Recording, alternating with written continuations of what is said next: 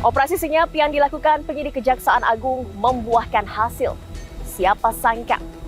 Buntut vonis bebas Gregorius Ronald Tanur dalam kasus penganiayaan dan pembunuhan terhadap Dini Sera Afrianti justru membuka tabir adanya dugaan praktik suap dalam sistem penegakan hukum di Indonesia.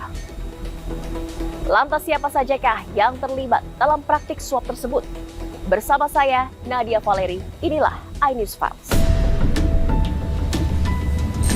3 bulan berselang usai memvonis bebas Gregorius Ronald Tanur, 3 hakim Pengadilan Negeri Surabaya ditangkap dalam operasi tangkap tangan yang dilakukan Kejaksaan Agung.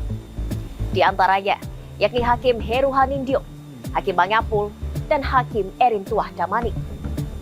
Ketiganya pun kini berstatus sebagai tersangka. Mahkamah Agung mengabulkan kasasi jaksa penuntut umum atas putusan bebas Pengadilan Negeri Surabaya terhadap Gregorius Ronald Tanur. Dalam amar putusannya, Mahkamah Agung menganulir putusan bebas yang dijatuhkan Pengadilan Negeri Surabaya pada Juli 2024. Ronald Tanur pun dijatuhi hukuman 5 tahun penjara. Tak hanya kecewa, kuasa hukum keluarga korban Dini Sera Afrianti juga mengungkap sejumlah kejanggalan di balik vonis bebas Gregorius Ronald Tanur. Menurut Dimas Yamahura Al-Faruq, Majelis Hakim Pengadilan Negeri Surabaya melayangkan sejumlah pertanyaan yang tidak sesuai dengan keahlian saksi ahli forensik. Selain itu, Majelis Hakim Pengadilan Negeri Surabaya juga mengabaikan sejumlah barang bukti yang dihadirkan di persidangan, termasuk rekaman CCTV dan hasil visum korban. Majelis Hakim Pengadilan Negeri Surabaya juga menunda sidang putusan ataupun vonis Gregorius Ronald Tanur selama 2 hari.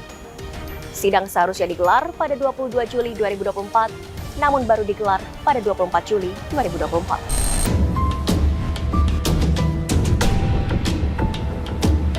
Gregorius Ronald Tanur dituntut 12 tahun penjara atas kematian sang kekasih Dini Sera Afrianti. Namun dalam amar putusannya, Majelis Hakim Pengadilan Negeri Surabaya justru memvonis bebas anak dari mantan anggota DPR Edward Tanur tersebut.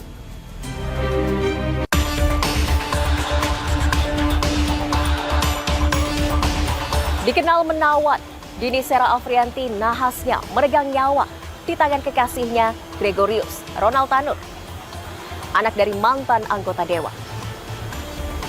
Lantas apa yang membuat Ronald tega menganiaya sang kekasih? 2023, tim dokter forensik RSUD Dr. Sutomo Surabaya menyebut hasil otopsi Dini Sera Afrianti mengalami sejumlah luka luar dan dalam yang mengakibatkan nyawanya melayang.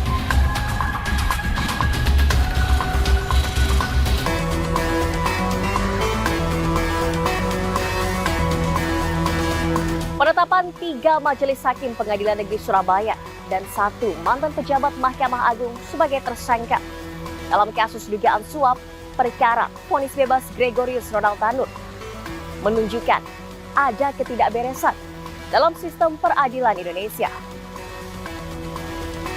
Sebagai wakil Tuhan di muka bumi, sejatinya para hakim mampu berlaku adil dalam memutus semua perkara.